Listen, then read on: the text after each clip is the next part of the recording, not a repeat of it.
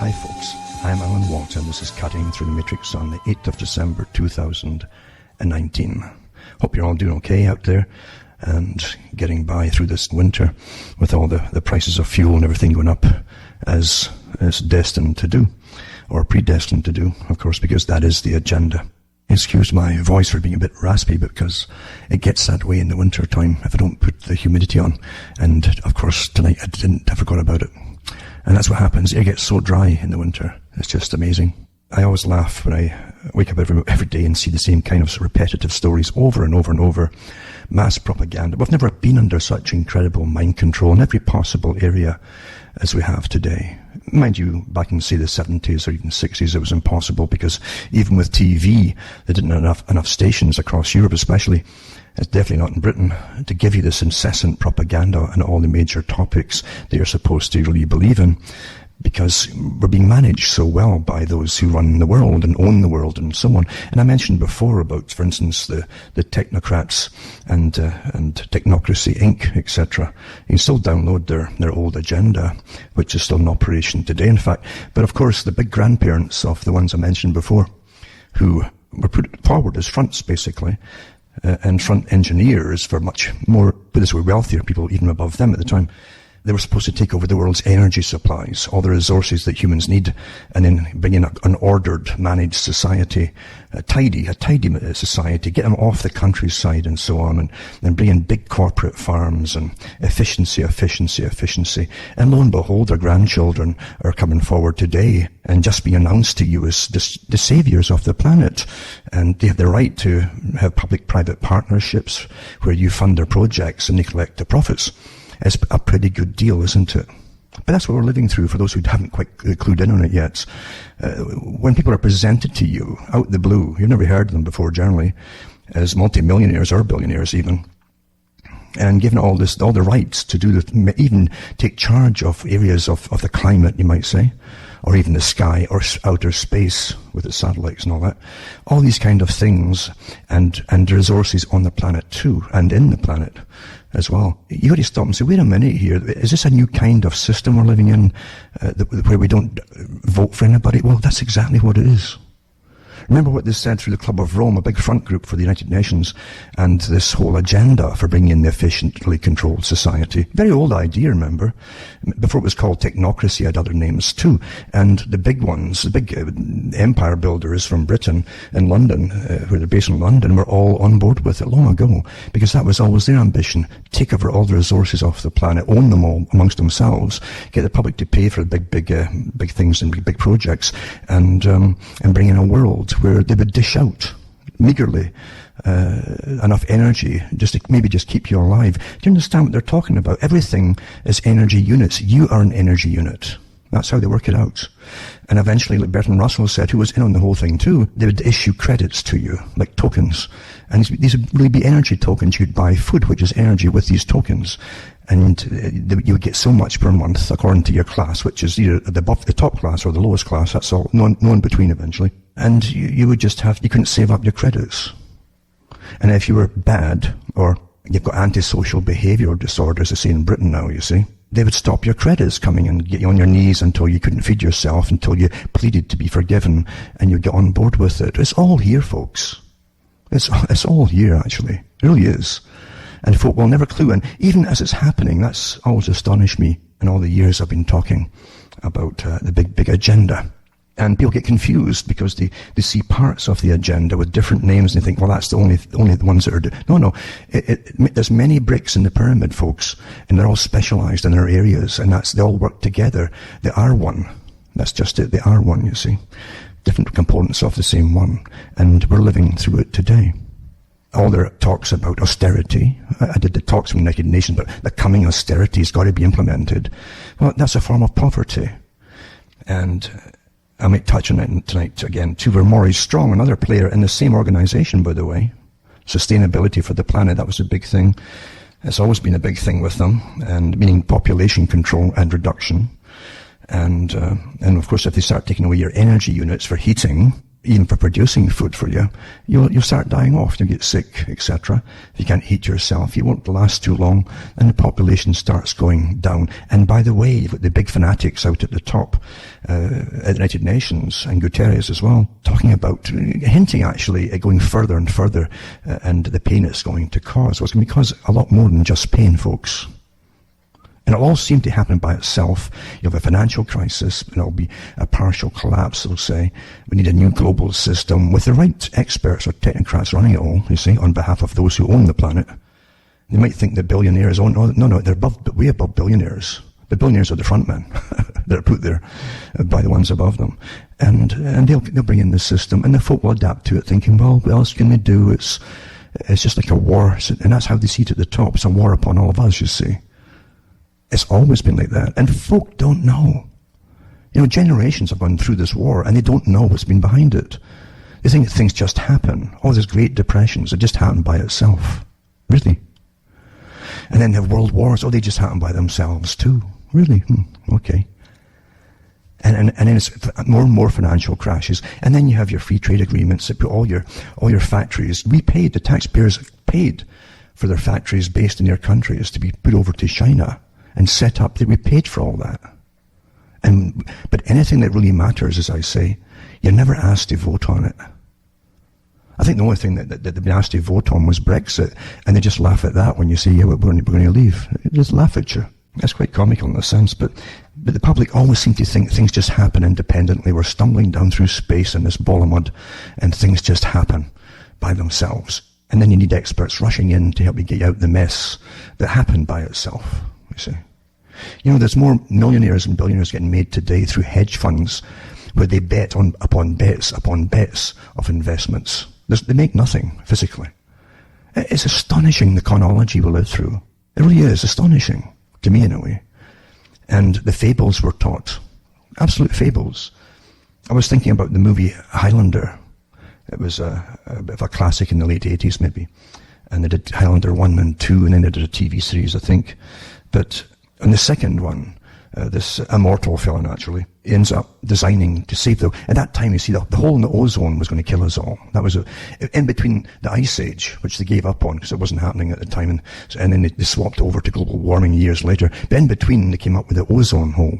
Now, the ozone hole could only be detected by NASA, and they had special planes that would go up in the high atmosphere, almost in the stratosphere, and they could detect the ozone. And you had to take their word for it, you see, that it was getting bigger. It's only at the poles, you see, that the ozone holes are there. But of course, what they didn't tell you, that now they admit this, it's a natural phenomena, because the way the Earth spins and so on. And you have this a magnetic pole as well. You do have this thinning at the North and South poles. But for years and years, the crisis was, we're all going to get cancer. All going to get cancer from the ozone hole. And the ozone hole is caused by you people. Yeah. And guess what? Back to energy again, your refrigeration units. Do you understand how they could clear whole vast areas of the planet if they took away their air conditioning in some places? Think about that, folks. I don't scoff at the idea either. You'll see it coming one day. And if you can't afford it, as they keep upping up the prices for energy units, you'll see it happening for sure. But in the Highlander movie, the guy, this immortal fella, eventually designs something which will basically shield the Earth by giving constant cloud protection all over the planet. And eventually, he doesn't know it. He becomes an old man, even though he's immortal. They keep going back and forth between these ideas he's got, or with him, with the character. And he becomes an old man. And no one's seen the sun or even stars for God knows how long, maybe 80 years or something. And they find out eventually, through again, eco-terrorists, I suppose you'd be called by them, who wanted to get into this big company who caused the shielding. They raked in all the cash to save you all. That was basically almost their motto. To save you all, we must shield the planet, and you all have to pay for it. Then they found out through these little eco-warriors that the shields basically are protecting nothing because the ozone hole's gone. And the ozone layer's been rebuilt, even though it wasn't depleted in the first place. That was another fable to us. But anyway, that was a movie. And everybody laughed and enjoyed the movie. And yeah. And then, of course, in the 1990s, that 1998 in Ontario, for instance, they started the daily spraying in the sky. And the first time, they were much, it was about 2/3 lower, honestly. The first time they tried it, I came out that day and looked at it, my God. I thought, is this a sci-fi, or has it been a war started or something? Because the trails were perfect, cross-hatched, like knots and crosses, all across the sky. Perfect it was. Much lower, very thick layers. And even I pointed it out to different people, and they were astonished themselves. But what astonished me even more was the fact that they didn't pay it too much attention. They said, oh my God, what is that? But that was as far as they went with it. I'm sure they forgot it the next day. But eventually they got higher and higher with the trails, and they keep doing them, of course. And since the geoengineering studies have been, some of them have been published as they tried this and tried that, and spraying the skies and so on. And you can find these studies yourself at some university libraries. I've got some stuff here from some of them. You find at Yale too, who've published stuff in Harvard too on geoengineering, and some of their professors in these big universities have huge shares all built up, ready to go on the chemicals and stuff to spray on us. It's like a make-work project for themselves, where they're guaranteed to become billionaires at least. But they're actually ones who are promoting it all, and on behalf of the masters who already own the planet as far as you're concerned. So you're living through an amazing, amazing system. We truly are. And it is a war, a constant war upon the public's minds. And a lot of it has been so successful that they're beginning to breathe easier at the very top. Since the days of Thomas Malthus, because there were too many people. If they keep feeding, if they get fed, and they get heat to keep warm, they'll breed, you see, and the children will survive if they get fed and get warm as well. So you got to stop that and reduce the food and reduce the heat and let them die off. Understand this? But it's never gone away for those at the very, very top. Because it isn't just the fact that they believe it's overpopulated with the wrong people. They really believe it's overpopulated with the wrong people, which is all of you, because only themselves are really people. I hope you understand that. It's like the madness of King George. Good movie, based on fact actually. but the king's sitting there with his wife and some ball, and all the different guests were coming in through the doors, and his wife was saying, "Oh, that's so and so," and who's coming in, and they'd have titles and things like that. And people who didn't have titles, the king would say, "Oh, is he a somebody? Oh no, dear, he's not a somebody at all." So in other words, you're either somebody or you're nobody. Well, that's never changed. I hope you realize it's never changed. Do you see the arrogance of some of these front people they put in front of you, who are now helping manage your life, that you've never even met them, you don't vote for them, you never will get to vote for them. But they're bringing in systems that you must adapt to. But you do see the arrogance of them. Very old agenda, multi-generational agenda. It's really astonishing to me to witness it, and it's quite amazing to witness it, because a lot of things you always know, because you've read their books and lots of the reports from the think tanks that they have, and their findings at big meetings and so on. But it's always presented to the public at the time as almost like a pie in the sky, never thing, like a myth or a fairy tale or something like that. But in reality, if you realize you can work intergenerationally, you can set up an organization, say 200 years ago, for instance. Just one organization out of many that all work together and specialize here, but one of them, and make it a foundation, and then you make it a charitable, tax-free foundation that still invests and rakes in incredible amounts of money, and then you fund NGOs, non-governmental organizations, and various movements, and so on and so on and so on, and you can take over educational systems and all the rest of it with it, what's to get taught. You can achieve your goals in that one organization over a period of 100, 150, even 200 years. And in that time, you've hired and retired generations of workers inside the organization, all dedicated and getting paid awfully well to make it all happen. Yes, there's nothing that they can't do that way, understand? That's why they came out with these big foundations. As I said before, Adam Weishaupt mentioned it too, that through philanthropies, he says we could achieve our objectives. And don't forget the whole old Illuminati idea, or really high Freemasonic organizations are completely elitist. Not like the little guys at the bottom in the Blue Lodge. The ones at the top are completely and utterly elitist. And then they go into the noble orders, etc., etc., etc. Nothing's really changed, except they're much closer to their goals now. But the public themselves, through the 20th century, were At the beginning of the 20th century, in a good part of Europe, or especially in Britain too, after so many wars for the empire, as they called it, and draining the public, you had all these skinny people in Britain, malnourished, and then they went right into Great Depression, like with the rest of the world, and manufactured too. The people in America, you can forget, there was another huge depression in the late 1890s, before the Great Depression, with a handful of bankers managing it then. We've seen that scenario done so many times over and over. It gets monotonous. But yeah, 2 or 3 bankers get together and decide, and lenders, but the big boys, not your little local branch, and decide to crash the economy, rake in the money like you wouldn't believe it, and end up owning all the bonds that are out there, because they get sold off for peanuts. Very old idea. As I say, Britain especially is called the poor man of Europe, and it broke in the 20th century with the worst malnourished people, and the general working class people were completely malnourished in the whole of Europe. And nothing to help them. Terrible situation. But it wasn't good enough. They didn't die fast enough, and they always thought to themselves, with the advancement of technology and science, and etc., they could eventually have machines do all these things. And that's what H.G. Wells saw, because he was let in on the big secret, and he became a propagandist for them.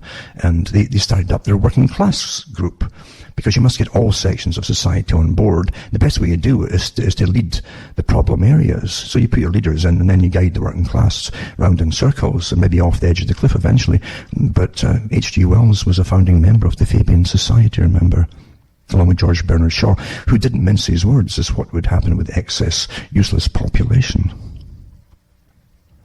Nothing's changed. They all worked for the... Don't forget who funded, who put the big funding for the Fabian Society. Don't forget it. The Astor family. The guys who supposedly made the huge masses of money off of primarily the fur industry in the Americas. A lot of scandals too, and a lot of officials are bought off by them in the States and Canada too, when you go into the history. Some of the richest folk funded supposedly the movement for the Fabian Society, where they would bring a scientifically controlled society. That was the idea behind it, with the right folk managing everybody, you see, and eventually they could do away with the politicians. And they were all for communists, because communism was getting there faster, you see. With the same idea, communism was supposed to have the right folk, the specialists running their world, and be more efficient. It's always efficiency, you see. They ended up in a ruinous way altogether. Whereas the Fabian Society, they boasted from the Fabian Society, Bernard Shaw did it too, that they had a direct line to Moscow, to Moscow's desk, and back and forth. Trotsky was in touch with the London branch all the time. Folk have no idea what these things even mean today. You understand that? That the same group of people, used different strategies, and some of them were experimental. They called the Soviet Union the second great experiment. The first was the United States of America. Different techniques, different systems, and study them, how they work for efficiency's sake. The same groups in the Royal Institute for International Affairs in Britain, but all the top knobs, you might say, the sirs and all the nobility at the top, studied the Nazi system very carefully. They're all for it initially too, because once again it would bring a national socialist system of managing it using science and so on for efficiency. It's just amazing to see they study all the different techniques for the same things. And then after all, they make you think you're free again for a little while, and you're democratic. And as they use democracy to smash the systems that exist, you see. They smash the systems eventually into absurdity and bring absurd things forward for democracy. And at the same time, they promoted the whole culture industry to push. Again, it was, I grew up through that whole era too, when they broke out with sex, drugs and rock and roll. That was a big thing too. Lots of scientists of the time came out with it. They're all for it and said, this is great because we must dissolve the bond. Or even stop it from occurring between the sexual act and bonding. If you bond, you might just have a family, you see, you might take care of children. Huh? They didn't want that, and they're awfully successful with that. Awfully successful. But the folk went through it with rape marriages. I think almost everybody went through it with rape marriages, somewhere. And TV and movies were just full of all the things you're missing. Complete fantasy, so you'd never be happy with whatever you had. And of course, the state set in with the abortion industry. Will take care of any problems from all of this. And they always downplayed venereal diseases. Because they didn't want you to think about. People still think today that there are a couple of shots, or even a few pills might get you over the worst of things. That's not necessarily so today. It wasn't necessarily so then either. But that was too negative. Think on the positive, just perpetual childhood until you drop dead, basically, and having lots and lots of sex in the Freudian way, you see. Because Freud said the same thing, that if you're unhappy, it's because you're not having enough sex.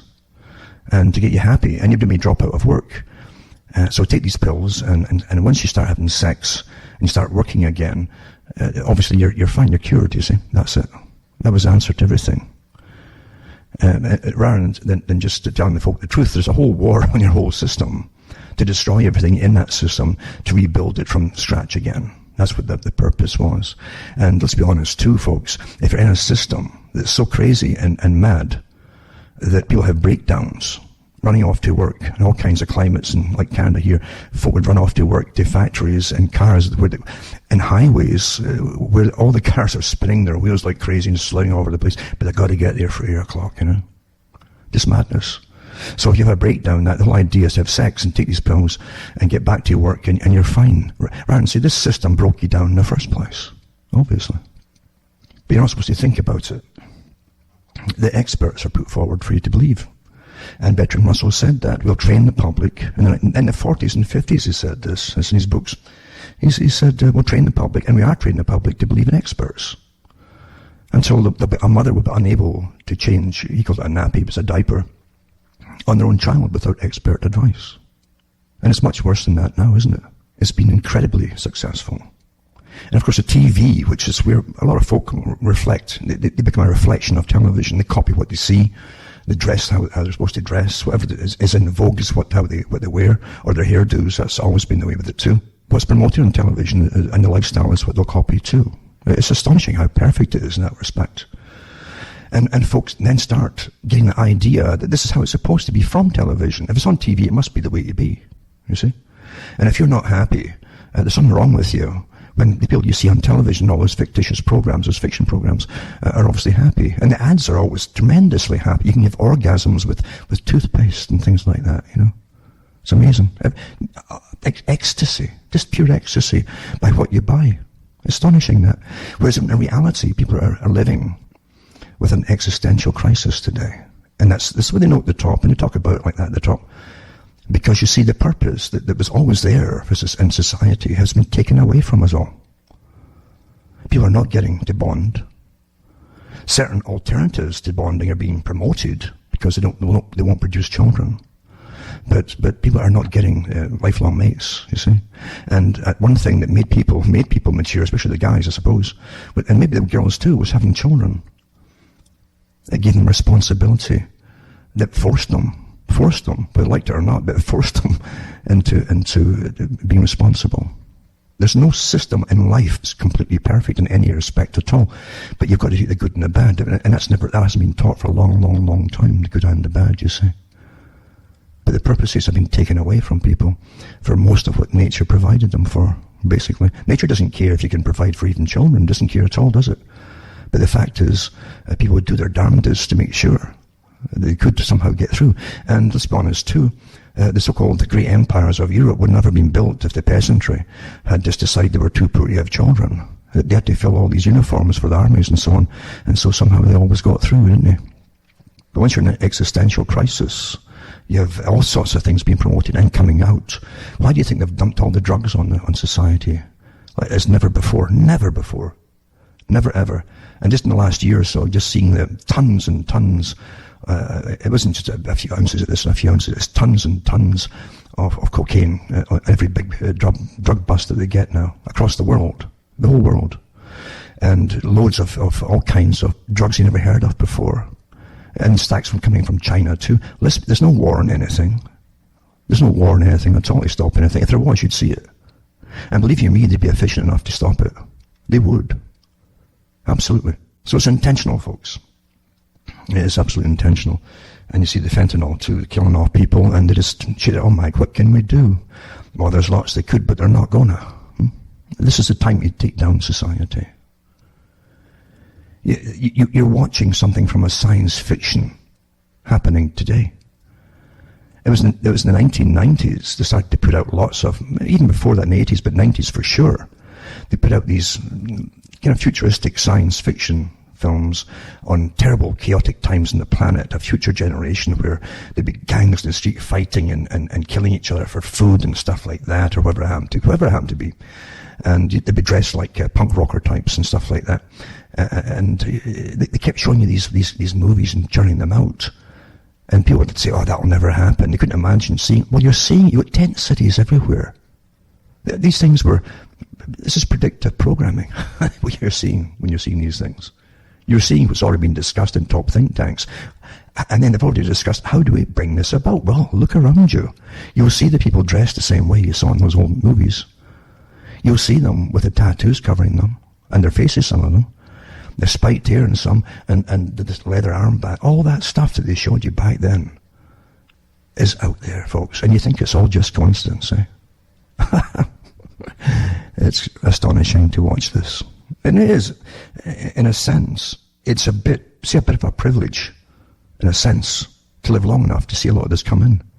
Knowing it was gonna, and always trying to figure out how are they going to bring this part in, how are they going to bring it in that part, how are they going to make this happen. And you watch it all happening. And as you're doing it all and watching it all, you could tell people, but they'll never believe you. They still think that an expert will come out, because they've been trained, don't believe anybody except an expert. If an expert comes out, because they're the only ones you'll believe who speak with authority, and they come out and say, oh, it's you causing climate change has caused all this problem, you know. And you'll say, really? It's all the folk that have been you know, using energy and things. We've caused the whole problem, eh? We've caused what they claim is overpopulation, for instance. It's all our fault for that. And to the very generation who most of them are not having children, or not getting married to have any, they're going to take the blame for it all. Isn't that amazing? How they can convince you of anything, eh? That you're just plain bad. It's all your fault.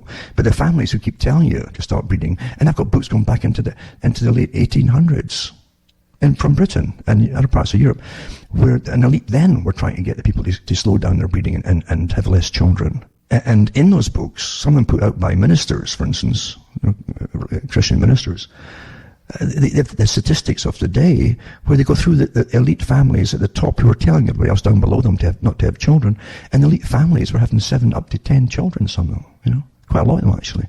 No problem there. See, the problem's never been about them having, the problem is you having children, all the wrong people having children. That's what it is. And all the folk who went through, the generations who went through maybe 2 children at the most, and a lot of them only had 1, right, to please their masters, and all the propaganda of their time, it's still not good enough, you see. And because now you got to bring them in from all over the world, they say, because to pay off your national debt. Well, you can't even get jobs to pay off anything. Never bring in people who also have to get jobs. So you're being lied to on a momentous level. When things don't make sense, then something stinks, folks. Logic has to be logical. When it's not logical, something's stinking, see? And you've got to go by that. It's quite simple. Use your own mind, your own brain. So you're living through an agenda, and the organizations that were present at the beginning of the 19th century and in the 20th century, all working as one in their own areas, are bringing it all together, you see. Academia is a big part of it, of course, because you must always, as Lenin said, make sure that teachers are paid awfully well, out of all proportion to their worth, actually, but pay them awfully well because they have to indoctrinate the next generation of children. That's why they get paid so much. And look what they turn out. People who can't read, a lot of them. But they know all about communism, how good it is. They know all about sustainability and how they should not have children because it's bad to have children. It's bad to eat meat. It's bad to have heating. It's bad to have any industry at all. No, that's total indoctrination camps. Total. And then they come out all worried about their genders and totally screwed up until they're ready to commit suicide, a lot of them folks. And you're paying for it all to happen with your tax money. And do you get asked about that? No. Do you get asked about anything where your tax money goes? No. And yet how many of you go out there and vote again? Each time you go and vote. For what for? That's really, I think if aliens came to this planet and saw that happening, why on earth are they voting? Because they don't have any rights. They don't have any say in where their labour goes, which is your tax money. Don't forget that taxing your labour was considered slavery up until the 20th century, and then they gradually changed that. And they've changed an awful lot of things now, haven't they? They're still doing it too. But anyway, I'm kind of off the topic. The fact is, you have all these specialized areas managing a world, and the world must be united, because the ones at the top always wanted to dominate a world system. So you must have a common currency across the planet. That will come with the next crash.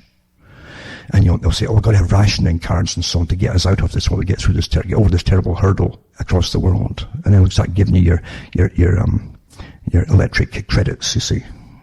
And the whole system comes in as it was intended to, and was discussed in the 1940s. But to most folk, it'll be coincidence, as always. Quite amazing. What always astonished me was that the communists and the elite as well, the financial elite, always they hated the middle classes. They hated them, still do. And they call them pretentious and copiers and so on off those above them. And that's never changed. So the agenda was always to eliminate middle-class people. Middle-class people in Britain, for instance, were generally people who owned their homes, even the humble home, as long as they owned them. But generally there were also people who were professionals of some kind, or even the lower level professionals, but they didn't see themselves as labouring classes. It's a bit different in America, where often they'll think that the communists was middle class because they were earning a lot more money and could live a higher lifestyle. But here in Canada, for instance, there's an article here, Trudeau, this is Justin Trudeau. It says, Trudeau is greenish, and Canada's oil-producing prairie provinces see red. And it's Alberta, big oil fields and gas fields out in Alberta, big steer country too for cattle and all. It says that they're getting so fed up, and they've been fed up for years actually, even since Pierre Trudeau, the father of Justin, was as Prime Minister. They got fed up then too, because he was taking so much wealth from the different industries out west. They've never stopped doing it. They keep sucking for tax money and so on. And don't forget too that all resources have to go into the hands of the real technocrats. Don't forget that, folks. So anyway, Alberta's even thinking of, they call it Wexit, the wee exit, same kind of thing as Britain, because they're so fed up of they're getting hammered for taxes and so on, and all the red tape they have to go through just to produce things, etc., with all the enviro-friendly stuff you've got today, which really is just anti-business. And that is the purpose of a lot of it too, is to shut you down. But anyway, it says Trudeau's Liberals lost a popular vote to Andrew Scheer, Conservatives, and they were completely shut out of the oil and gas producing provinces of Alberta and Saskatchewan. These areas are just fed up with it all. Disgusting. But it's the same with the dad, with Pierre Trudeau, the guy was a member of the Comintern, Communist International, in the 1950s. The dad. And folk have never quite got that. They get mixed up with it. Well, that communism is different, communism, surely, from being liberal. Really? Well, Khrushchev, from Soviet Union, the premier there, he came over back in the 60s, and he said, we don't call them communists. Moscow doesn't call them, the agents, communists in the States and Canada. He says, here we call them liberals, he says. For those who don't quite get it. But the agenda is the agenda. And they'll use communistic techniques because it's the same parallel agenda as Carl quickly talked about with the CFR, Council on Foreign Relations. The establishment, as they call themselves, it says we often get mistaken for communists, what we do, because our goals are so similar. The agenda is as professionals, experts running an efficient society in a socialistic fashion. So there's the exit and Brexit and Wexit, etc. for out west in Canada. So I'll put these articles up because I see I can get enough articles out there. And talking about the elimination of the middle class was imperative, you see. And Pierre Trudeau, when he got in, Canada had pretty well no national debt. And when he left, it was massive. Because you see, the socialist communists, the elitists who basically are bringing in this management by professionals and experts, they believe, according to Paul Martin, who was a premier of Canada too, he a prime minister, he said that debt is good for a country. He couldn't explain why it was good, but he kept saying it. And you'll see it in that awfully good documentary. It was called Canada. If you ever get your hands on it, it's quite good. Here's Canada now. Isn't it amazing? Folk can't really figure out. Pierre Trudeau, the father, right, ended up making a massive hole, and the debt hole, basically. Here's his son, right, for the far left, who boasts about how almost communistic he is. Everything's to do with fairness, you see, so they staff different positions with people who often have no qualifications at all. They just have other certain things that they need to put that way to get them into power right now. And now they're putting in a minister, a politician in charge of a middle-class prosperity. Yeah, you heard me right. They've destroyed, see, the middle class has been destroyed, absolutely. Canada's wages were pretty stagnant from the 80s to the present. And that's when the big boys put a brake on it, basically, to keep you stagnant. So anyway, it says, should a government need a minister whose job is to ensure Canadians are prospering? One may reasonably hope that's the goal of pretty much any minister, so they say.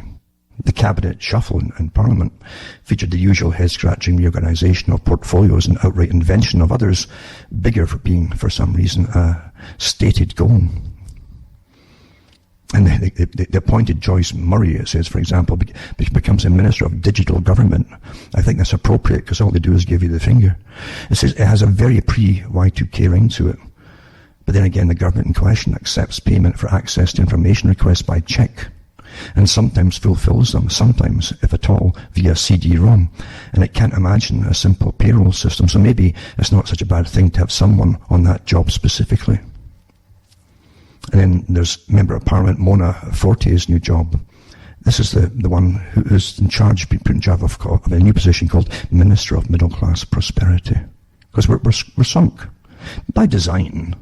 And it's really just a token post because it's meant to go down and down at worse. And there's articles I've got here too about how bad the economy is. We know it's bad. It's not going to get any better. It's got to get worse because, as I say, like so many countries now, all the big manufacturing was given to China. Given to China. We paid for it to go to China. Through agreements the politicians had done. Don't you understand that your governments have never worked for you? They're serving something else. Do you get that? And eventually, with a service economy where you import all this stuff and pass it around through middlemen until it gets to your hands, as I said it before, it was described in Britain by top economists in the 1970s when they were discussing if it ever truly went all the way into a European amalgamation. In fact, at that time they said it could never happen. If they did, they said, it'd be like a dog in a swimming pool in a service economy, paddling until it ran out of energy and drowned. Well, that's what's happening to us now. We had to get to this stage because we produce nothing. Multi-layers of industry go into making knives and forks for cutlery. From the raw ore to the ingots, to different factories and in the mixing of different materials with iron, etc., to make them stainless. Or put chrome in, whatever happens to be that they use, or nickel, and all the way, and then it goes to about 4 or 5 different areas of industry before it finishes up as knives and forks for your plates, for your table, all gone.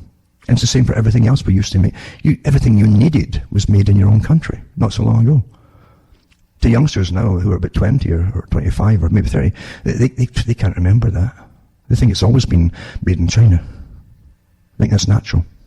And we're still paying for third world countries to come up and up and up under the free trade agreements, first set out by the Royal Institute for International Affairs in Britain, who gave you the United Nations, by the way, and who run it at the top, really, and the World Bank, and all the other world banks that are attached to the IMF, etc., and Bank for International Settlement. This all came from one institution based in the City of London. And they set them up eventually in the United States, which still thinks it's independent. As it fights wars for other nations, So anyway, here you have a minister in charge of prosperity for the middle classes. Of course, what can you do? What's any politician going to do to make business happen and to make you more prosperous? Don't forget, some of these free trade agreements are called free trade and prosperity partnerships. Prosperity is true, but not for the people, folks.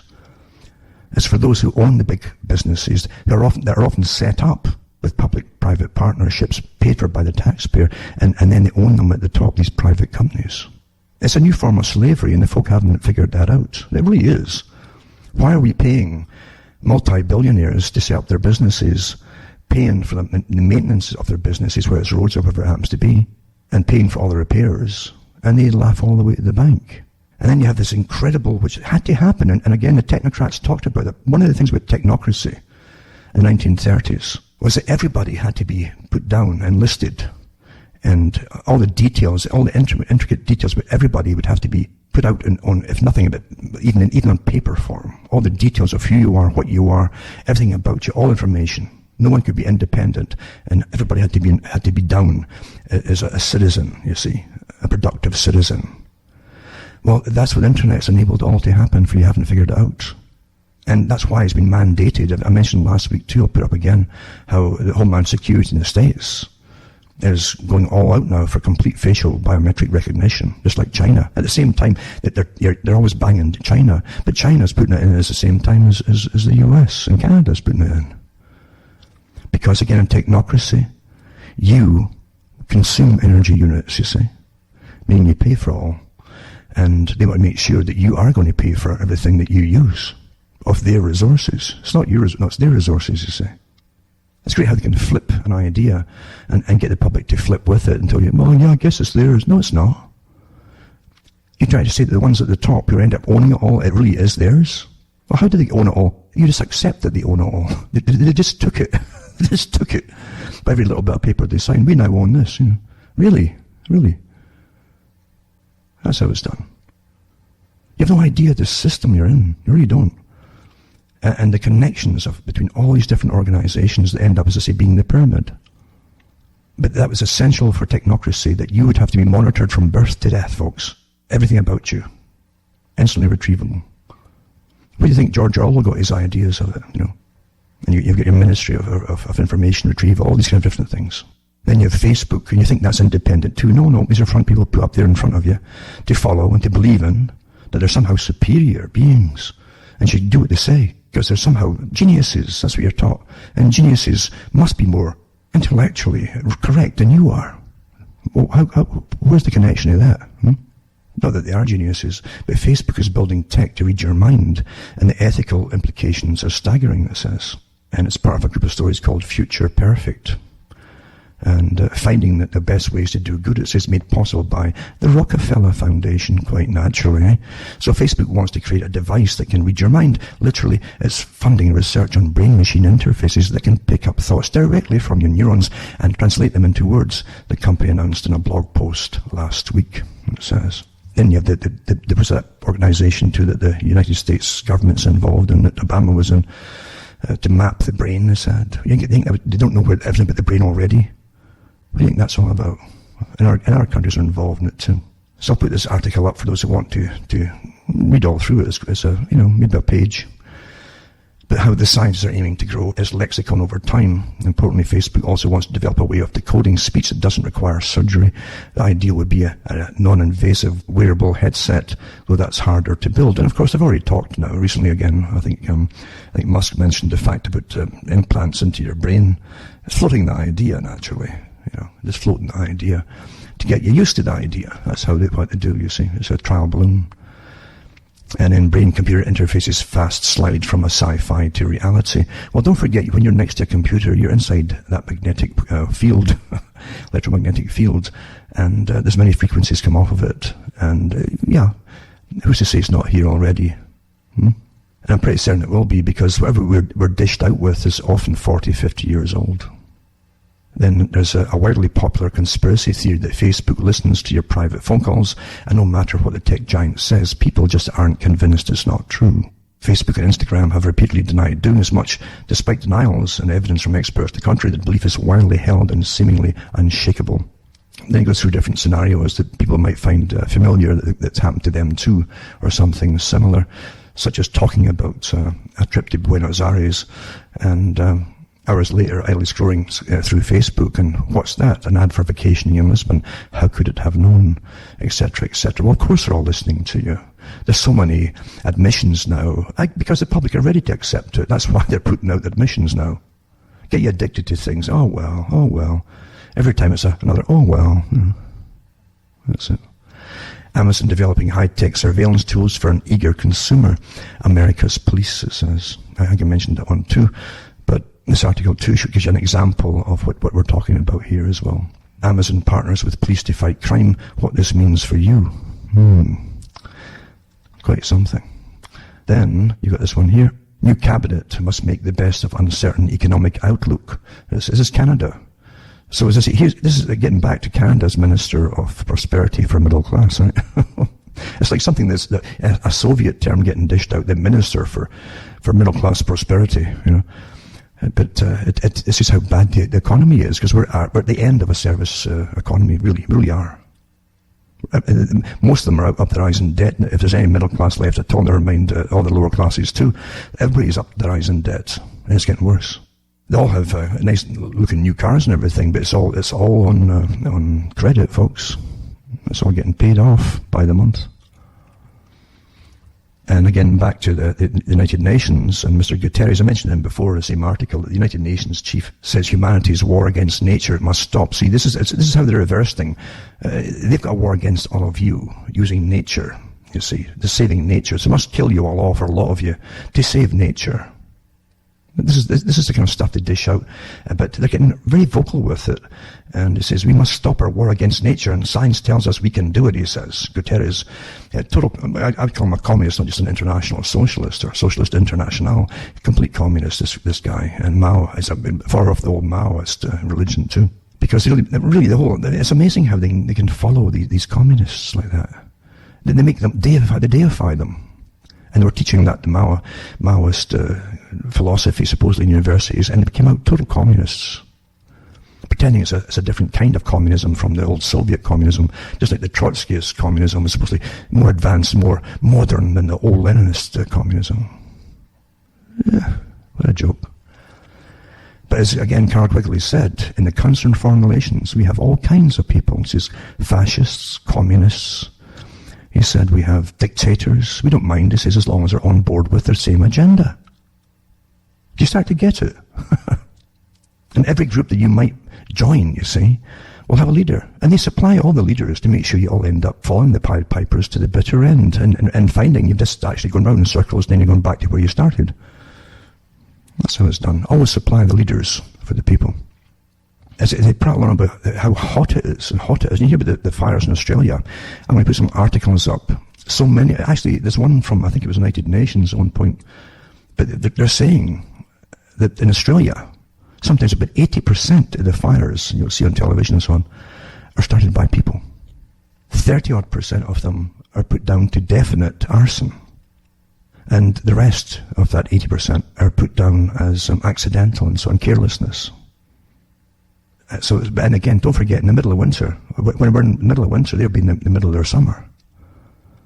The hottest times of the year, you see. So I'll put some of these articles up. But right now it says Australia's lowest summer daily maximum temperature record was broken this week. So even though they're in the summer, right, a surge of unseasonably cold air swept over southeastern Australia during the opening days of summer. This air mass produced thick snow in parts of Tasmania, Victoria and New South Wales and held daytime temperatures as much as 15 degrees below average in some places. And folk will go and freak out, oh, it just shows you the no, this happens every so often. And don't forget that in that lower part of the hemisphere, you also get icebergs, and the southeastern tip going past them as well. That's quite normal as well from the South Pole. Parts break off every year. As the shells get bigger and bigger, they break off and float as icebergs. That's what happens, for those who don't quite know that. But when people see these articles, oh my God, Australia's, the weather's gone bizarre. No, it's not. And then you have snow in the Sahara Desert for the first time since 1979. So in other words, it's happened before. It happens every so many years, maybe 30-odd years, sometimes 40. But of course, the climate fanatics go, oh, look, the weather's changing. Oh my God, it's terrible. Because you must believe in it, because everything for the big plan, for the big agenda, for the great work of conquering everybody and bringing you all down, it depends on giving up all your rights, being herded into cities on Agenda 21, and depopulation as they withdraw energy and food. Food is energy, remember, and things you really need in the protein supply and all the rest of it, and you'll watch us drop off. And eventually, maybe in 50 years, they'll have a much lower population, but they won't stop there because they don't really need most folk now as labourers. Now they've got all the different technology and robotics to take over. That's what H.G. Wells had too in the movie, Things to Come. You saw the descendants of the revolutionaries, the proper folk who properly would manage the world, you see, who took it over, and the Freemasonry of the air and the scientific elite, you see. You saw their descendants eventually running a paradise, and all the ordinary folk down below them who were just so fed up because there are no challenges left, you see, for the people. You're meant to be kept like happy animals, playing yourselves, hobbies, things like that. When the leap went off and evolved, higher things went off into space and so on. That prissy they were showing you there. So snow falls in the Sahara Desert for the first time, and this is just as beautiful as you think. And then you have a task force on climate-related financial disclosures. Quite interesting. Because you see, all the big people whose a name at all in any of our daily papers, they're all involved in going on into this great future of accumulating incredible wealth off the schmucks who believe that they're at fault and you're all guilty for destroying the planet, as they train you to believe that you are, you see. There's a good article, it's from Global Research. Now, Global Research, there's no doubt about it, they're Marxist in their philosophies, and they have even mentioned in this article someone who also still believes it's climate change and how we're bad for the planet, but brings up some good stuff. But the general article itself, if you use your mental filters and understand what you're dealing with at times, it's got a lot of good information on who's benefiting from all of this. The hidden truth behind the climate debate at COP25 Madrid. And the article was first published in September 2019. It's a good one. But who'd have thought the very mega corporations and mega billionaires behind the globalization of the world economy over recent decades, whose pursuit of shareholder value and cost reduction, who have wreaked so much damage to our environment, both in the industrial world and in the underdeveloped economies of Africa, Asia, Latin America, are the leading backers of the grassroots decarbonization movement from Sweden to Germany to the USA and beyond. This is not news, to some of us anyway. It says, whatever one may believe about the dangers of CO2 and risks of global warming, creating a global catastrophe of 1.5 to 2 degrees Celsius average temperatures rise in the next roughly 12 years, it's worth noting who is promoting the current flood of propaganda and climate activism. Green finance, and it's quite a long article. It goes into Al Gore, of course, and others who decide to use a young Swedish schoolgirl to be the poster child for climate action urgency. Or the USA, they use the call of Alexandria Ocasio-Cortez for the complete reorganization of the economy around a green economy, a new deal, Green New Deal. The giants of finance began devising schemes for steering hundreds of billions of future funds to investments in often worthless climate companies. And this article goes into, again, royalty, Prince Charles and so on, UK monarch, along with the Bank of England, City of London, finance have promoted green financial investments, they come green, led by green bonds to redirect pension plans. Your pension plans go into, and mutual funds towards green projects. A key player in the linking of world financial institutions with the green agenda is outgoing Bank of England head Mark Carney. He used to be the head of the Bank of Canada one time. They move around like musical chairs. So much for your head in different countries. In December 2015, the Bank for International Settlements, the BI, that's a big one, a really big one. Financial Stability Board, chaired then by Carney, created the task force on climate-related financial disclosure to advise investors, lenders and insurance about climate-related risks. And that was certainly a bizarre focus for world central bankers. And then in 2016, the TCFD, along with the City of London Corporation and UK government, initiated the Green Finance Initiative, aiming to channel trillions of dollars to green investments. Central bankers of the FSB nominated 31 people to form the TCFD, chaired by billionaire Michael Bloomberg, naturally, of the Financial Wire. Includes key people from JP Morgan Chase, from BlackRock, one of the world's biggest asset managers with almost $7 trillion, Barclays Bank, HSBC, the London Hong Kong Bank, repeatedly fined for laundering drug and other black funds, Swiss Re, the world's second largest reinsurance, China's ICBC's bank, Tata Steel, ENI, oil, Dow Chemical, mining giant BHP, Billington, David Blood of Al Gore's Generation Investment LLC. In effect, it seems the foxes are writing the rules for the new green hen house. Of course they are, because you see, they're all one big group to start with and belong to the same organizations. And they're bringing in their future that was designed at least a couple of 100 years ago. The ordinary folk never quite get it, that the elite see themselves as a different race from the rest of you. And they're important, and you're not so important. And as the economy goes south, down the tubes, you get less and less importance in a world where they don't need you anymore. And they can bring in lots of people from other countries, if they really need to take the menial kind of jobs until the robots are all taken over, of course. It might take a little while yet, but that's how they'll do it. You're living through an agenda, a very carefully orchestrated one, and getting back to the Club of Rome, don't ever forget it. It was given the task of finding a reason that the public might be conditioned to believe, with repetition and so on, that they're the problem, and to unite the world. They thought of all kinds of scenarios that would terrify the publics, where the whole world would have to come together, but nothing really flew. Even the UFO invasion idea didn't work either. And believe you me, prime ministers talked about this, and presidents, about UFO invasions. If only the world was invaded by something from outer space, we'd all have to come together and all work together for a global society and a new way of living. Yeah. Mackenzie King in Canada said it. Reagan said it many times. Quite something, isn't it? That the folk, they don't know. But of course, even with all the sci-fis now, not enough people would fall for that. So they came up with, the world's dying. Everything's going to die. The climate's going berserk. Most folk can't remember, mind you, from last year to this year what the weather was like. They really can't. So it's easy to terrify them. And children are definitely terrified. They get completely indoctrinated into nightmares with it. And they'll grow up really truly believing it all. Why would anybody lie to you? There's all these different documentaries on it with hypnotic voices behind it. Generally women's voices. Karen is awfully good for supplying them, by the way. So many documentaries made for indoctrination processes. And they talk in a very measured tone and very hypnotic. You'll never forget that. You'd be terrified for life as a child. So we're definitely going into it big time. And here you are, it's all your fault. And the Club of Rome said that will fit the bill. Humans are therefore the problem. Mankind is the problem. And famine and plagues and drought and desertification, these all fit the bill, you see. That would fit the bill. Man's the enemy. There you go. And they all signed on to it. Every government signed on to it. Everything that happens on a global agenda is signed on by the politicians. Never mentioned that to you, did they? All the politicians signed on for total free trade and through the negotiations for China and the GATT treaties. Knowing full well what was going to happen. Bingo, lots of unemployed people. And then the taxes have to be taken from whatever work is left that they used to get coming in from all the different levels of industry. All gone. So you wonder why there's no middle class left.